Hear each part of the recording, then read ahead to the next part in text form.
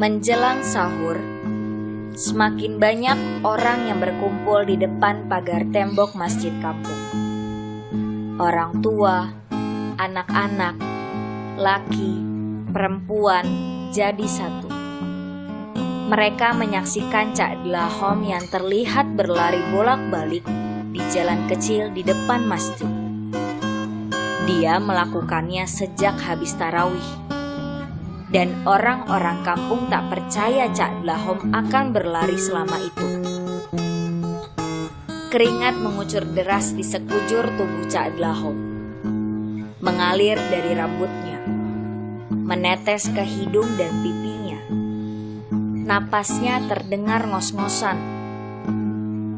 Dia tak peduli menjadi tontonan orang-orang dan terus berlari. Dua tangannya juga bergantian memegang obor bambu.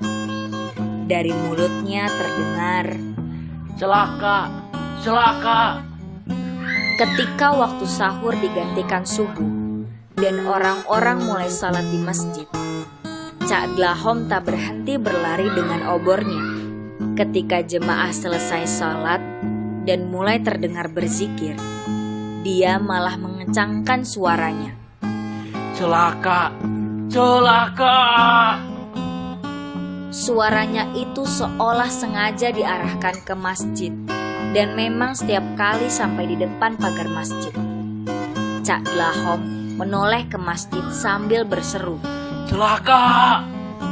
Mat Piti yang sejak malam sudah tahu dan melihat tingkah Cak Dlahom akhirnya tidak tahan juga. Turun dari masjid, dia menghampiri Cak Dlahom dan mengajaknya pulang. Cak Dlahom tumben nurut, mungkin karena dia juga kecapean. Dan di sepanjang jalan menuju rumahnya, Mat Piti mencoba bertanya pada Cak Dlahom. "Ada apa lagi, Cak?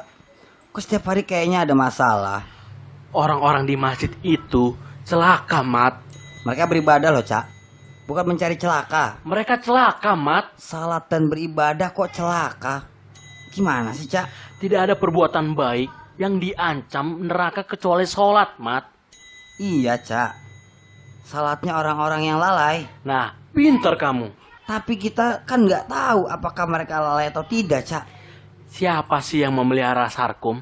Anaknya almarhum Bunali? Kan ada ibunya, Cak. Istrinya Bunali kerja apa, Mat? Pembantu di rumah Pak Lurah, Cak.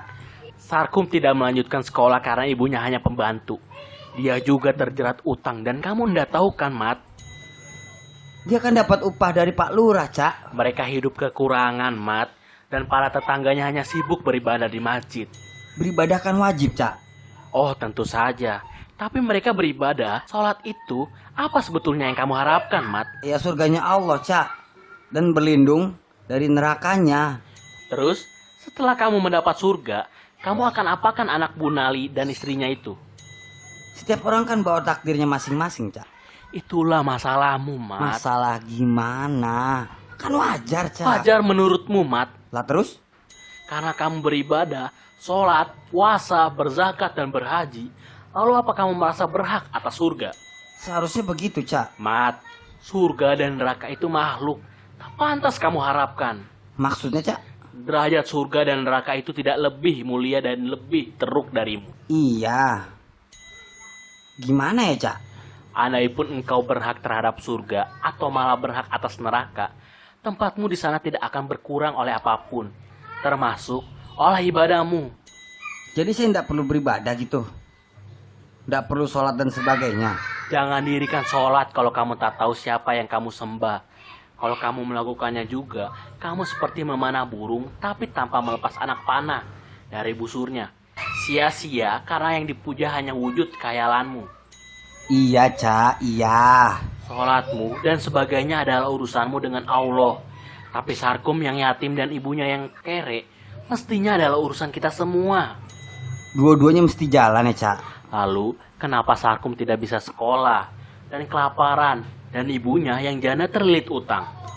Jadi apa yang harus saya lakukan, Cak? Orang-orang itu baru punya harta dan kekayaan saja sudah enggan bersedekah. Bagaimana kalau mereka kere dan melarat? Iya.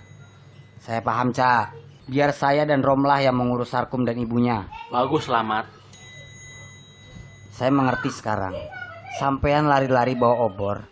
Maksudnya ingin membakar surga yang diharapkan oleh orang-orang yang beribadah itu kan, Cak? Kamu mulai pintar, Mat.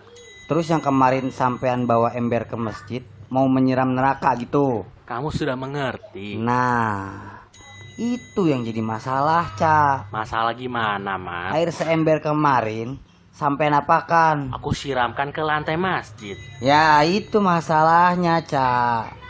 Pak Lurah kemarin jatuh terpleset di masjid gara-gara air yang sampean siramkan.